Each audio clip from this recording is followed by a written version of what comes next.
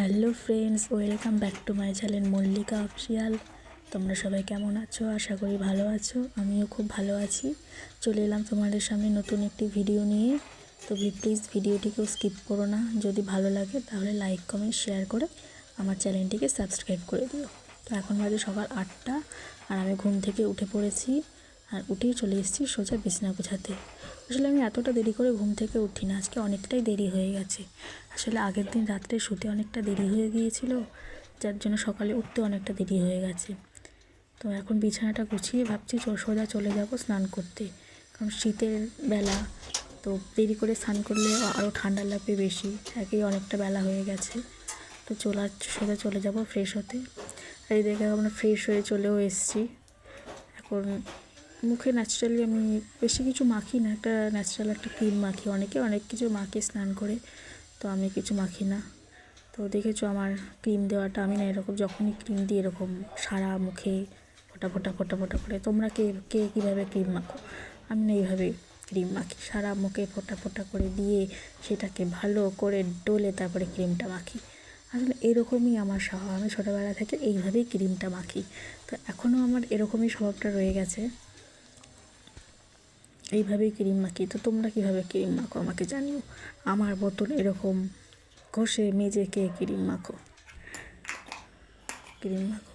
তো আমি এখন যাব পুজো দিতে। পুজো দিতে চলে এসেছি ঠাকুর ঘরে, আর এটা হলো আমাদের ঠাকুর ঘর।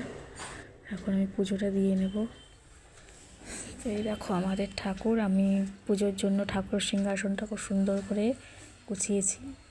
এদিকে আছে দাদামশাই, রাধা গোবিন্দ, পঞ্চদত্ত, দেখো বাবা ভোলানাথ। এই সিংহাসনে আছে হচ্ছে আমার মা বাবার গুরুদেব। এখানে দেখো আছে ছোট্ট একটি তারা মায়ের ফটো। আর এই যে সিংহাসনটা দেখছো, এই সিংহাসনটা আমার বাবা নিজের হাতে বানিয়েছে পিচবোর্ড কাগজ দিয়ে। তো তোমরা বাবা কমেন্টে বলো কেমন লাগছে সিংহাসনটা। আর এই দেখো আমার পুজো দেওয়া কমপ্লিট হয়ে গেছে, আমি ঠাকুরের সামনে ভোগও দিয়ে দিয়েছি।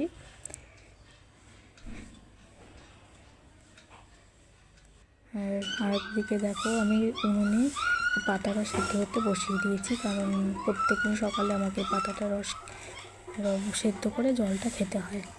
তোমরা কি জানো এই পাতাটার নাম কি? যদি জেনে থাকো তাহলে কমেন্টে জানাও এই পাতাটার নাম কি, এমনি তোমরা কে কে এই পাতাটার রস খাও। এই দেখো রসটা সম্পূর্ণ রেডি হয়ে গেছে, এখন খাবো। তোমাদের কার কার এই রসটা খেতে ভালো লাগে জানিও। আমার খারাপ লাগে না, আমার ভালোই লাগে খেতে।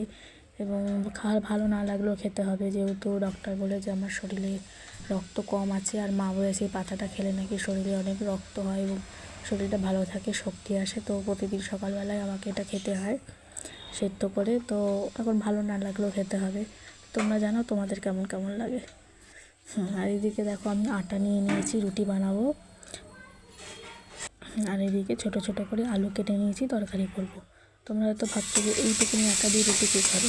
আসলে এইটুকুনি আটা রুটি শুধুমাত্র আমার বাবার জন্য, আমার বাবাই খাবে একা রুটি, কিন্তু দুটো রুটি খান, ওর জন্য ওইটুকুনি আটাতে হয়ে যাবে। ওই জন্য অল্প করে আটা নিয়েছি আর অল্প করে আলু নিয়েছি।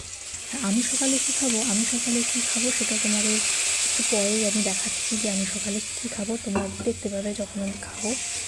এইদিকে আমি চচ্চড়িটাতেও প্রায় বসিয়ে দিয়েছি। আর ফাইনালি আমার চচ্চড়ি রেডি হয়ে গেছে, আর এইদিকে রুটিও তৈরি হয়ে গেছে। আর এই দেখো আমার সেই খাবার, মুড়ি আলু চচ্চড়ি আর সাথে পাঁপড় ভাজা। অদ্ভুত খাবার। তোমরা কে অদ্ভুত খাবারটা খাও কমেন্ট করে জানিও। ওকে, টাটা।